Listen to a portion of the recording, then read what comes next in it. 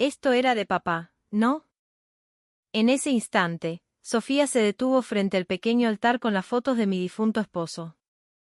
Tomó en sus manos el reloj de Horacio. Era el reloj que mi marido había usado sin quitárselo un solo día durante 45 años, un tesoro cargado de recuerdos. Si lo vendemos, seguro que sacamos una buena guita, ¿no te parece? Eso es lo único que te pido que no toques. Por favor, eso no.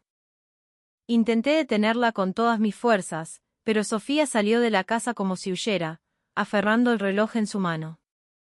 Devuélvelo. Es lo más preciado que me dejó Horacio. Si hubiera soltado la guita como una buena madre, no tendría que estar haciendo esto, me gritó Mateo mientras la seguía. Yo me quedé sola, derrumbada y llorando frente a las fotos de mi esposo. Horacio, perdóname. No pude proteger tu reloj, tu tesoro más querido. Nunca imaginé que mi propio hijo y su esposa pudieran llegar a ser tan crueles.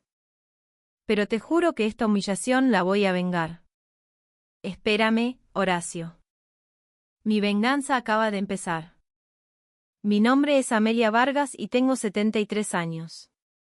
Desde que mi esposo, Horacio, falleció de una enfermedad hace 3 años, vivo sola en esta casa de Villa Devoto que compartimos durante casi medio siglo. Cada día, mi rutina comienza a las 6 de la mañana. Me levanto, le prendo una vela a la foto de Horacio en la repisa del living y solo entonces siento que el día puede empezar. Fui enfermera durante 40 años, mi vida entera la dediqué a cuidar pacientes en el Hospital Pirovano mientras sostenía a mi familia. Ahora vivo con una jubilación de 150.000 pesos al mes. Con los ahorros que Horacio me dejó, es más que suficiente para vivir de manera modesta. Tengo una buena relación con mis vecinos de toda la vida y hasta participo como voluntaria en un programa del barrio que acompaña a otros ancianos que viven solos.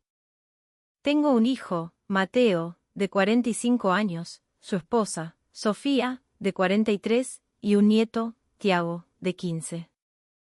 La mayor alegría de mi vida es cuando vienen a visitarme una vez al mes. Esos días les preparo a todos la comida favorita de Tiago, milanesas a la napolitana con papas fritas, bien caseras. Abuela, qué manjar. Gracias por la comida, me dice siempre con una sonrisa que me borra cualquier cansancio. Nunca escatimé en darle a Tiago lo que necesitaba para el colegio o unos pesos para sus gastos. Mi mundo era simple y tranquilo, tejido con los hilos de estos pequeños momentos de felicidad. También está Rocco Mancuso, a quien todos en el barrio conocen como el Tano. Era el mejor amigo de Horacio, casi un hermano, y no faltó ni un día al velorio. Amelia, si alguna vez necesitas algo, lo que sea, me llamás. La mujer de Horacio es como mi hermana, me dijo con esa voz grave y protectora que lo caracteriza. Es dueño de una constructora y siempre está hasta las manos de trabajo, pero sé que su palabra es ley. Un día, mi hijo y su familia vinieron a visitarme mucho antes de lo habitual. No era la fecha de siempre. Mamá, la verdad es que tenemos que hablar con vos de algo importante, dijo Mateo. Tenía el rostro pálido, casi gris. Sofía a su lado, con una expresión de profunda preocupación. La verdad es que nos metimos en una deuda muy grande. ¿De cuánto estamos hablando?, pregunté, sintiendo un nudo en el estómago. $50.000. Sentí que el corazón se me detenía. Me enganché con las apuestas en el hipódromo. Y después con los casinos online. Y tuve que pedirle plata a unos usureros, continuó Mateo, con la voz temblorosa. Sofía agregó, casi en un susurro, ahora con los intereses, la deuda ya superó los $70.000. En ese momento, la expresión de Mateo cambió por completo. La máscara de víctima se cayó, revelando un rostro duro y exigente. ¿Sos mi vieja? No. Para vos pagar esto no debería ser un problema. Somos familia, es obvio que tenés que ayudarnos. Su tono se volvió agresivo, autoritario. Pero $70.000. Es todo lo que tengo. Piensen en el futuro de Tiago, por el amor de Dios, supliqué, mientras Sofía se largaba a llorar. Sin embargo, sus lágrimas me parecieron extrañamente falsas, como una actuación ensayada. Déjame pensarlo un poco, le pedí. Pensarlo. ¿Qué tenés que pensar? Tu familia está en un quilombo y vos te pones a pensar, gritó Mateo. Ese día no llegamos a ninguna conclusión. Pero jamás imaginé que ese sería el comienzo de un infierno. A la mañana siguiente, con el estómago revuelto de angustia, tomé una decisión y llamé a mi hijo. Mateo, sobre lo de ayer. ¿Y? ¿Ya te decidiste, mamá? Nos vas a dar la guita, respondió al instante, ansioso. Es demasiado dinero, hijo. Con mis ahorros no llego, es imposible. ¿Qué estás diciendo? Sos mi madre, es tu obligación, gritó desde el otro lado de la línea. Era como si estuviera hablando con un desconocido. Pero es el dinero para mi vejez, para vivir tranquila. Mamá, por favor, todavía está fuerte. Además, tenés la jubilación. Con la jubilación sola no me alcanza, es una miseria y lo sabes. Si no te das lujos, te alcanza y te sobra. Ahora lo más importante es salvar a tu hijo. Sentí que la mano con la que sostenía el teléfono me temblaba. No podía creer la transformación de mi hijo. ¿Y si les doy de a poco? Una parte cada mes. De a poco. No estamos para boludeces, mamá. Estos tipos no esperan. La llamada se cortó abruptamente. Me quedé de pie en medio del living, con el teléfono en la mano, paralizada por el shock. Esa misma noche comenzaron las hostigaciones. Cerca de las 2 de la madrugada, sonó el teléfono. Hola, casa de la familia Vargas. Silencio. Solo se oía una respiración del otro lado. Esperé un momento, pero nadie habló. Un llamado anónimo a esa hora de la noche me heló la sangre. Al día siguiente, a la misma hora, volvió a sonar el teléfono. Y al tercero, y al cuarto. El insomnio empezó a hacer estragos en mi salud, me sentía agotada y nerviosa todo el tiempo. Una mañana, al abrir la puerta para ir a comprar el pan, encontré un grafiti en mi pared. Con aerosol rojo, alguien había escrito en letras enormes: vieja usurera, pagá lo que debes. ¡Qué vergüenza! La sola idea de que los vecinos lo vieran me paralizaba. Salí corriendo a buscar un cepillo y lavandina, pero por más que refregué con todas mis fuerzas, la mancha roja no desapareció del todo.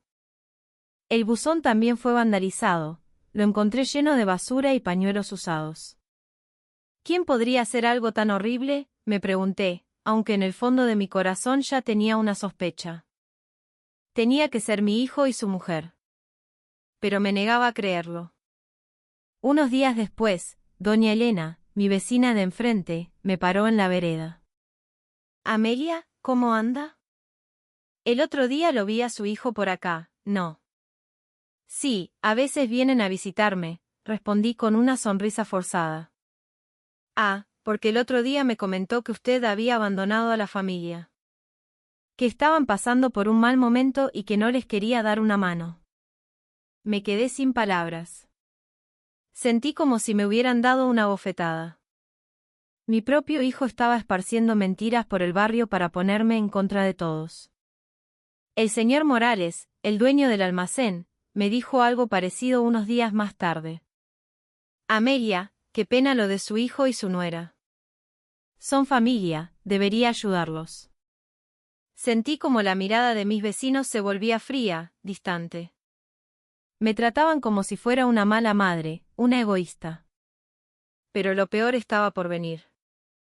Sofía apareció en el centro de voluntarios donde yo colaboraba. Con una actuación digna de una actriz, se dirigió a todos mis compañeros. «Disculpen que los moleste, pero tengo que contarles algo muy triste», comenzó, con lágrimas en los ojos. «Mi suegra tiene una deuda de $50.000 por problemas con el juego. Y ahora nos está presionando para que nosotros nos hagamos cargo. Estamos desesperados». «¿Qué? Amelia con deudas de juego. No lo puedo creer, murmuró una de mis compañeras. Las miradas de todos se clavaron en mí, llenas de desconfianza y lástima. Intenté defenderme, negar esa sarta de mentiras, pero el llanto de Sofía era mucho más convincente. Además, mi suegra ya está grande, a veces no mide sus decisiones, insinuó, como si yo fuera una anciana senil. La humillación fue tan grande que sentí que me ahogaba. Finalmente, el ambiente en el centro se volvió tan insoportable que decidí dejar de ir. Me habían arrebatado mi lugar en el mundo, mi pequeño espacio de paz. Un día, mi nieto Tiago vino a casa solo. «Abuela», me dijo al entrar. Ver su cara me trajo un poco de alivio en medio de tanta angustia. «Tiago, ¿qué pasó? ¿Y tus papás?» «Abuela, papá y mamá me dijeron que por tu culpa mi futuro está arruinado». Sentí que el corazón se me partía en 1000 pedazos. «No, mi amor, eso no es así. Me dijeron que no voy a poder ir a la universidad, que me va a costar conseguir trabajo. Y que todo es por tu culpa». Mi nieto, mi única luz, también me estaba culpando. Mateo y Sofía lo habían envenenado en mi contra. «Tiago», la abuela. «Sos una tacaña, abuela. Por no querer dar la plata, nosotros sufrimos. Papá tiene razón». La mirada fría y resentida de Tiago fue el golpe de gracia. Había perdido a la única persona que creía tener de mi lado. Un día, Sofía irrumpió en mi casa con el rostro desencajado por la furia. «¿No te das cuenta de todo el quilombo en el que nos metiste por tu culpa?», gritó, sin rastro de la mujer educada que pretendía ser. «Sofía, por favor, cálmate». «Que me calme. $50.000 no es tanta guita para vos, vieja ladrona de jubilaciones». De repente, empezó a revolver toda la casa. «¿Dónde tenés las cosas de valor? Las joyas. ¿Las libretas del banco? No podés hacer eso», le grité. «Claro que puedo. Somos familia, es nuestro derecho», respondió, mientras Mateo entraba detrás de ella y empezaba a revisar los cajones de mi habitación y los placares. «Una jubilación es un lujo para vos, mamá. Dánosla toda», exigió Mateo. «Es mi jubilación, Mateo. No pueden hacer eso. No se trata de poder o no poder. Tu hijo está en peligro». Los dos buscaban desesperadamente mis libretas del banco y cualquier cosa de valor, pero yo guardaba todo lo importante en una pequeña caja fuerte. «Danos la combinación de la caja», me ordenó Mateo, agarrándome del brazo con fuerza. El dolor fue tan agudo que casi grito. «Soltame». En ese instante, Sofía se detuvo frente al pequeño altar con las fotos de mi esposo. Esto era de papá, ¿no? Tomó en sus manos el reloj de Horacio. «Si lo vendemos, seguro que sacamos una buena guita, ¿no te parece? Eso es lo único que te pido que no toques. Por favor, eso no». Intenté detenerla con todas mis fuerzas, pero Sofía salió de la casa como si huyera, aferrando el reloj en su mano. «Devuélvelo. Es lo más preciado que me dejó Horacio. Si hubiera soltado la guita como una buena madre, no tendría que estar haciendo esto», me gritó Mateo mientras la seguía.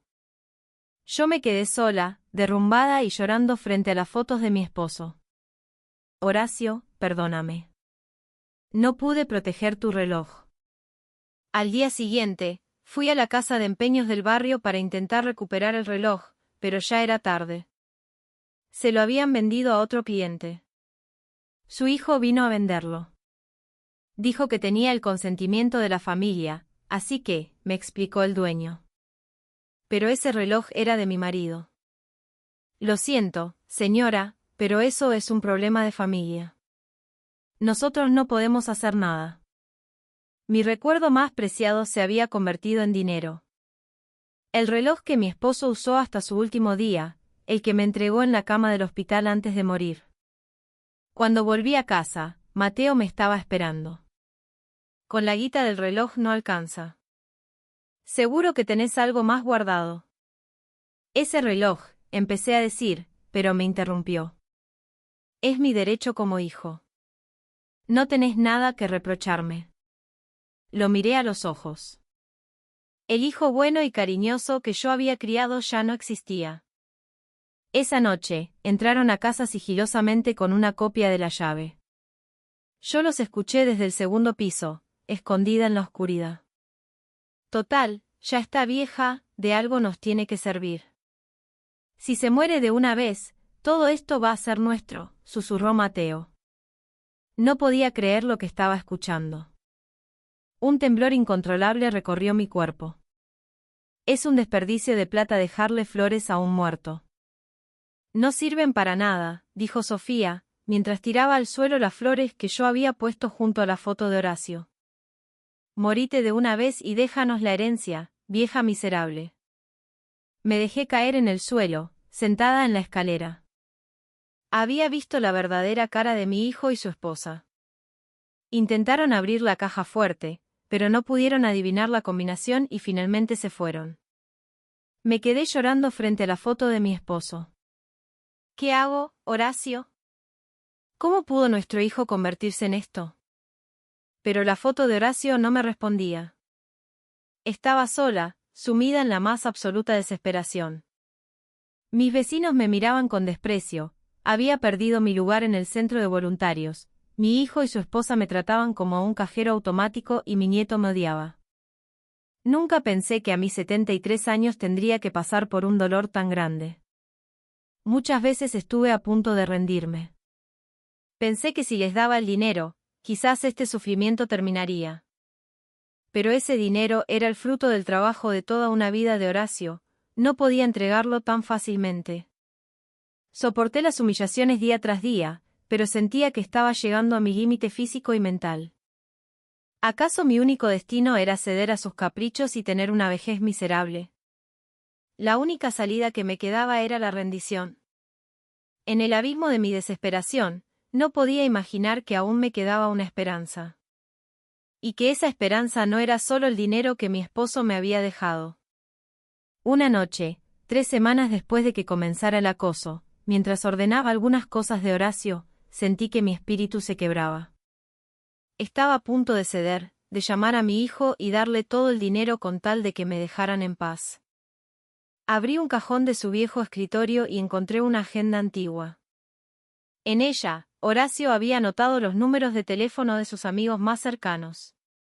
Entre ellos, vi el nombre de Rocco Mancuso, el Tano. Recordé sus palabras en el velorio: si alguna vez necesitas algo, me llamás. Pero me daba vergüenza molestarlo con mis problemas, un hombre tan ocupado. Mientras dudaba, salí a la puerta y descubrí un nuevo grafiti. Esta vez, la palabra era más cruel: morite.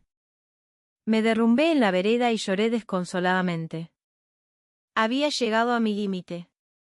Horacio, no puedo más. No sé qué hacer. Mirando la foto de mi esposo, tomé una decisión. Llamaría a Rocco. Era mi última esperanza. A la mañana siguiente, con las manos temblorosas, marqué su número. Hola, habla Mancuso, respondió una voz grave y autoritaria. Hola. Soy Amelia Vargas, la esposa de Horacio. ¿Amelia? La mujer de Horacio. ¿Qué pasó, Tana? ¿Cómo andás? Su voz familiar me trajo una pizca de calma. La verdad es que me da mucha vergüenza molestarlo, pero... Reuní todo el coraje que me quedaba y le conté todo: la deuda de $70.000, el acoso, las calumnias en el barrio. El pibe de Horacio hizo eso. No te puedo creer. Amelia, perdóname, no tenés por qué disculparte por molestarme. Es que usted siempre está tan ocupado. ¿Qué me importa eso? Al que se meta con la mujer de mi mejor amigo, lo reviento. No lo voy a permitir. Podía sentir la furia de Rocco a través del teléfono. Estos pibes de ahora no tienen códigos. Déjamelo a mí. Voy para allá ahora mismo. Pero, Rocco, no quiero causarle problemas. ¿Problemas? ¿Qué decís, Amelia? Vos tenés idea de todo lo que Horacio hizo por mí. Devolverle el favor es lo mínimo que puedo hacer. Las palabras de Rocco me hicieron llorar. No podía creer que todavía hubiera alguien dispuesto a ayudarme de esa manera. Una pregunta, Amelia. ¿Tenés alguna prueba de todo esto?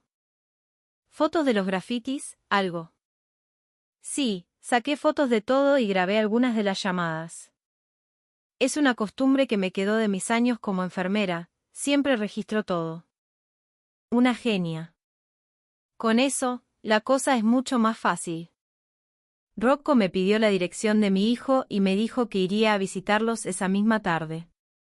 Pero, por favor, sin violencia. Quédate tranquila, Amelia. Voy a hacer las cosas como se debe.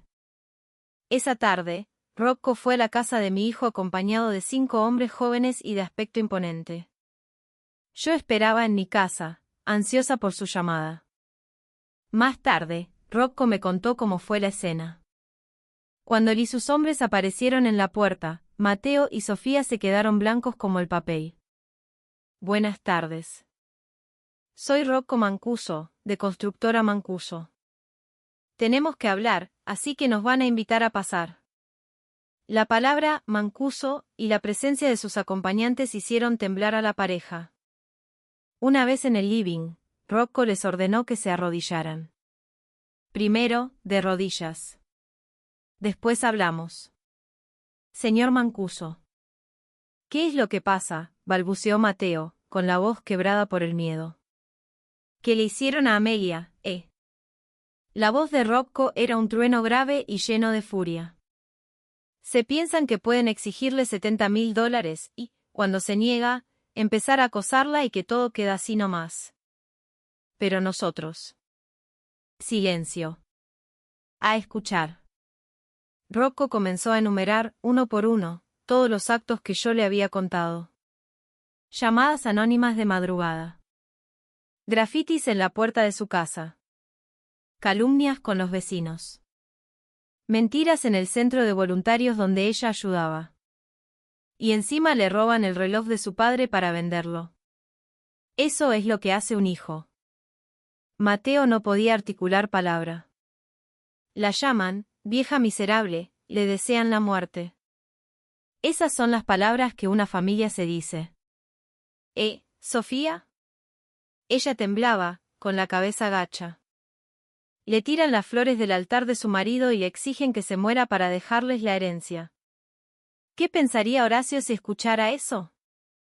La ira contenida en la voz de Rocco los había paralizado por completo. Perdón, por favor, perdón, suplicaron ambos, postrados en el suelo. Que los perdone. ¿Creen que esto se arregla con un perdón? Rocco se levantó y los miró desde arriba. Horacio y yo éramos como hermanos. ¿De verdad creen que me voy a quedar de brazos cruzados mientras ustedes le hacen esto a su mujer? Por favor, señor Mancuso, perdónenos. No sean ingenuos. Rocco se volvió a sentar. La deuda con los usureros. Ya no existe. La compré yo. Lo que significa que ahora ustedes me deben a mí $70.000. Las caras de mi hijo y su esposa se desfiguraron por el pánico. Pero no podemos pagar esa cantidad. Ah, no. ¿Quieren que los devuelva a los prestamistas originales? La forma que tienen ellos de cobrar es bastante más dura que la mía. No, por favor. Haremos lo que usted diga. A partir de mañana, van a trabajar en una fábrica que yo les voy a conseguir. De 6 de la mañana a 10 de la noche. Un solo día de franco al mes. Si no les gusta, ya saben cuál es la alternativa. No tenían opción. El sueldo, entre los dos, va a ser de $300.000. De ahí, descontamos el alquiler y la comida, y me van a dar $150.000 por mes para la deuda. Pero con $150.000 apenas cubrimos los intereses. Los intereses los decido yo. Un 5% anual. A ese ritmo, van a tardar unos 9 años en pagarme todo. 9 años. ¿Alguna queja? No.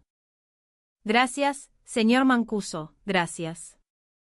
Antes de irse, Rocco les dio una última advertencia. No se vuelven a acercar a Amelia. Ni una llamada, ni un mensaje. Si rompen esta regla, ya saben lo que les va a pasar. Sí, señor. Se lo prometemos. Una cosa más. El pibe no tiene la culpa de nada. De la educación de Tiago me encargo yo, aparte de todo esto. Mi hijo y su esposa, todavía de rodillas, aceptaron todas las condiciones. Una hora después, Rocco me llamó. Amelia, asunto arreglado. Gracias, Rocco, de verdad, no sé cómo agradecerle todo lo que hizo. Hice lo que tenía que hacer, nada más. Pero ahora tengo que darte una noticia importante. ¿Qué pasó? Recuperé el reloj de Horacio. Rompí a llorar en el teléfono. ¿De verdad?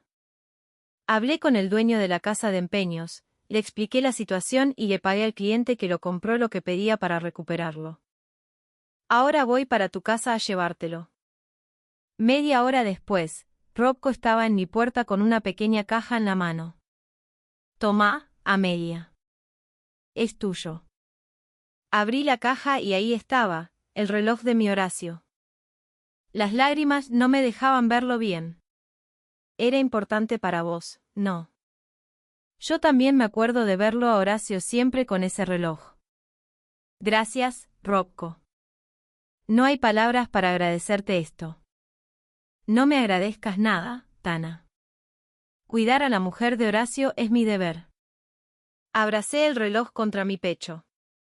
Era como si todavía conservara el calor de su muñeca. Rocco, sos mi ángel de la guarda. Yo también me alegro de haberte reencontrado, Amelia.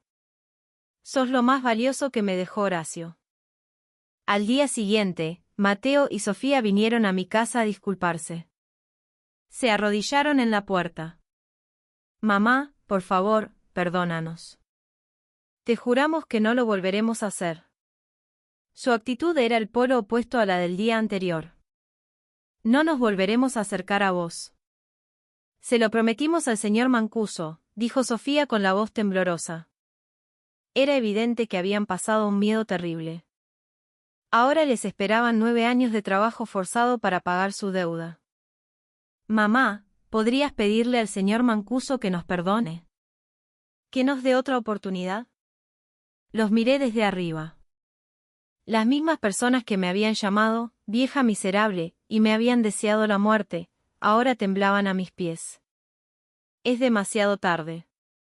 Lo que ustedes me hicieron no tiene perdón, y deberían saberlo. Además, el dinero que pidieron, lo van a devolver trabajando como corresponde. Mamá, por favor. Una oportunidad más. ¿Oportunidad? La oportunidad se terminó el día que vendieron el reloj de mi marido. La cara de Mateo se descompuso.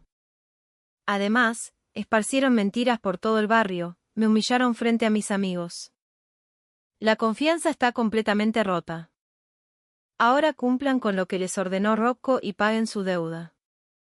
No pudieron decir nada más. A partir de ese día, mi hijo y su esposa empezaron a trabajar en la fábrica.